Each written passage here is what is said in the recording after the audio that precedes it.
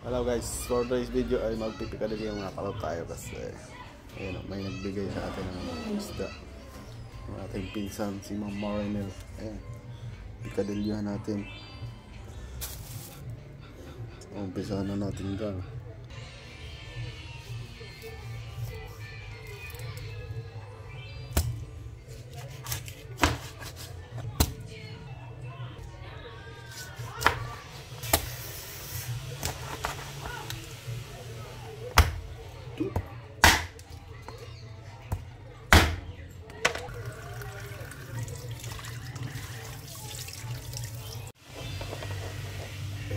Ating ingredients sa kanya guys. Pikadil-kadil.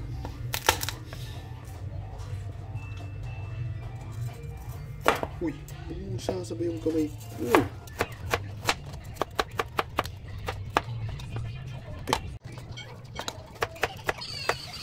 Sarang na natin guys. Lipi lang. Kasi madami yung liputoks natin.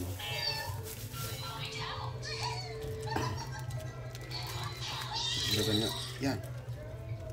Bewan. Yung may halo. Ito. Saka itong paminta.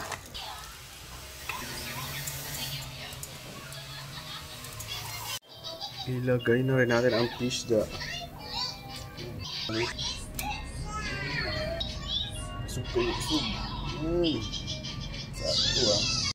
Ilagay na rin natin itong sili na green na birdie. Yeah. At gagawin muna natin ito siyempre ang pechay.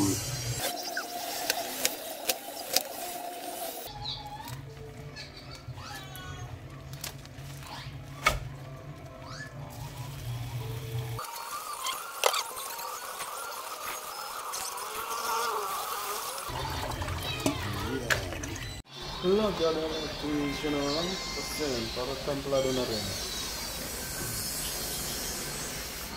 Kasi mahirap magtimpla pag may gulay na. Saka kunti na yung gata. Ayan. Habang ganyan, templay na natin guys.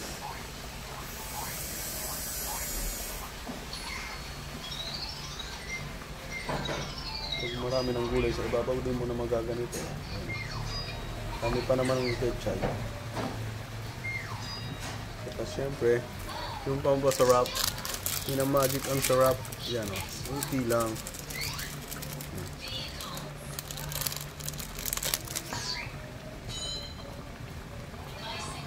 Lalagay na lang tayo ng pechay mamaya.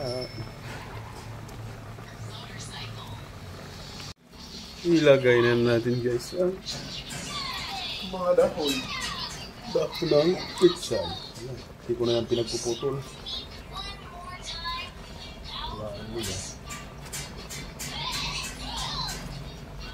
Tatakpan natin siya para lumambot na agad. Ayun guys yung humupa na siya. Bumaba na yung gabundok na gulay. Paibabaw kaya natin ang isda para naman lumasa itong mga gulay.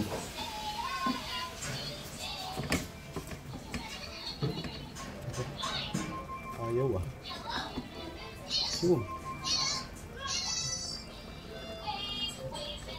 Nakulit na yung isda.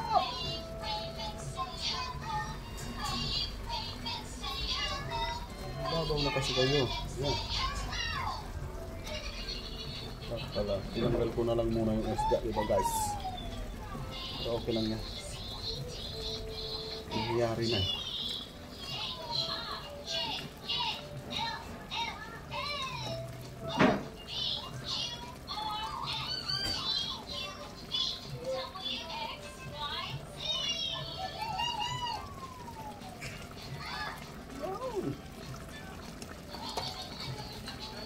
May natira pang konti, ilagay na natin para okay na, alright. Masabaw-sabaw yung ating pikadilyo ngayon.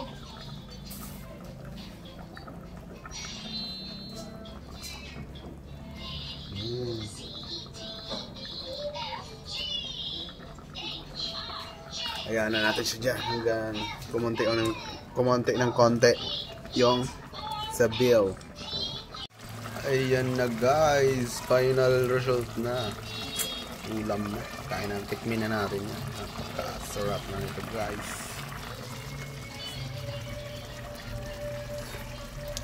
Ay! Kain na na! Thanks for watching guys.